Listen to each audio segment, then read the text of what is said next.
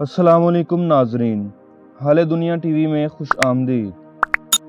नाजरीन, पंजाब यूनिवर्सिटी लाहौर के एक प्रोफेसर ने अर्तगरुल गाजी को गैर मुस्लिम यानी काफिर करार दे दिया है।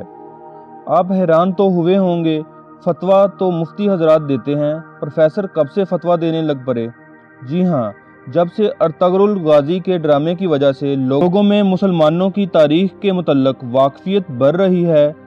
और अहले कफ़ार की साजिशों से आगाही और जज्बा जहाद में इजाफा हो रहा है, वहीं अहले कुफ़ार और अहले कुफ़ार के ग़ुलाम ज़हन लोग मुतहर्रिक होकर 100 साल पुरानी साजिशों को दोहरा रहे हैं और सोशल मीडिया पे ये सवाल उठा रहे हैं कि अर्तगरुल और उसके साथी मुसलमान थे या गैर मुस्लिम। आगे बढ़ने से पहले आपसे गुजारिश है कि हमारे चैनल को सब्सक्राइब कीजिए और साथ बेल आइकन को प्रेस कीजिए। वीडियो पसंद आने की सूरत में लाइक और शेयर कीजिए और कमेंट बॉक्स में अपनी कीमती राय का इजहार भी कीजिए। मगरिब का कठपुतली मीडिया एक खबर को बहुत चला रहा है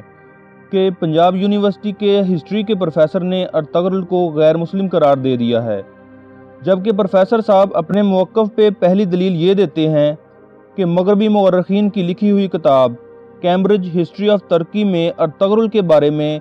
118 सफ़ा पर सिर्फ एक बार जिक्र आया है। या उस्मान के जारी करता हुए 2 सिक्के मिले हैं जिन पे अर्तगरुल का नाम लिखा हुआ है। अर्तगरुल उस्मान का बाप था, इसके सिवा हम कुछ नहीं जानते।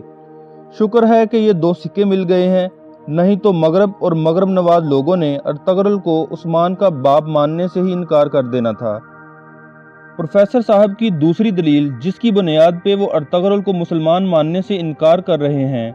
वो दलील ये है कि डॉक्टर मोहम्मद उज़ैर की किताब दौलत-ए उस्मानिया में वो उनको गैर मुस्लिम करार देते हैं, जबकि डॉक्टर मोहम्मद उज़ैर ने ये दावा एक मगरबी राइटर हर्बर्ट एडम गिब्बन्स की किताब the foundation of the Ottoman empire में से किया कि अर्तगरुल और उसके कबीले वाले बुत परस्त थे। ये किताब 1916 में लिखी गई, जब खिलाफत उस्मानिया अपनी आखिरी सांसें ले रही थी। ये वो वक़्त था जब अमेरिका और बरतानिया के मुसन्निफ़ीन ने तुर्क नौजवानों को अपने आबाओ अजदाद से बदज़न करने के लिए ऐसी किताबें लिखीं।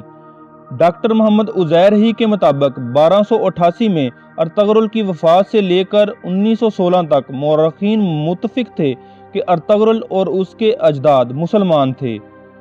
मगर 1916 में लिखी गई इन किताबों में ना सिर्फ अर्तगरुल बल्कि बाद में आने वाले सलातीन जैसे सलीम अव्वल और सुलेमान दी मैग्निफिसेंट के तज़किरों में हज़ारों कनीज़ों पर मुश्तमल रंगीन दास्तानें शामिल की गईं, जिसकी वजह से उस वक़्त के खलीफा सुल्तान अब्दुल हमीद ने सोगोत में अर्तगरुल गाजी के मज़ार की तमीर नौ की और उनके साथियों का एक अलामती कब्रिस्तान भी बनाया ताकि खिलाफत उस्मानिया की साख बहाल की जा सके। नाजरीन, डॉक्टर मोहम्मद उज़ैर ही के मुताबिक उमर बिन अब्दुल अजीज़ जो 717 से 720 ईस्वी तक खलीफा रहे, उनके दौर से अनातोलिया के तुर्क बादशाहों को इस्लाम की दावतें दी जा चुकी थीं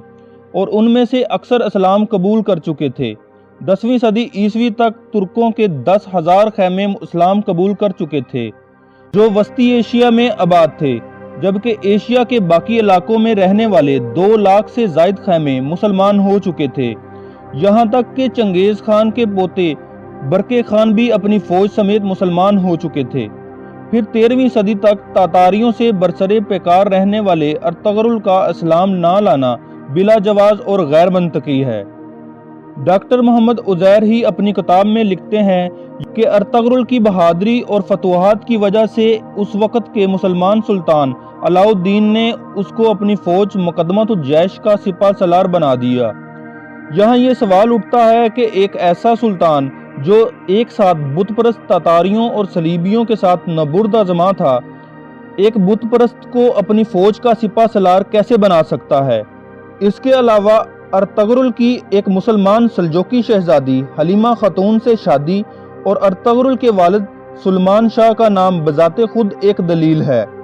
कि कैसे एक बुत परस्त ने अपना नाम सुलेमान शाह रखा और एक मुसलमान शहजादी ने एक बुत परस्त से शादी की। मजीद दीगर मौरखीन जैसे इब्ने असीर, फरिश्ता, शिबली नुमानी, हसरत मोहानी اور نجیب اکبر آبادی کی کتب میں تفصیل سے ارطغرل اور اس کے اجداد کا تذکرہ ملتا ہے کہ وہ مسلمان تھے۔ اس کے علاوہ جدید انگلش مورخین کیرولین فنکل کی کتاب عثمان's ڈریم 2005، سٹینفورڈ جے شاو کی کتاب سلطنت عثمانیہ کی تاریخ اور جدید ترکی 1977،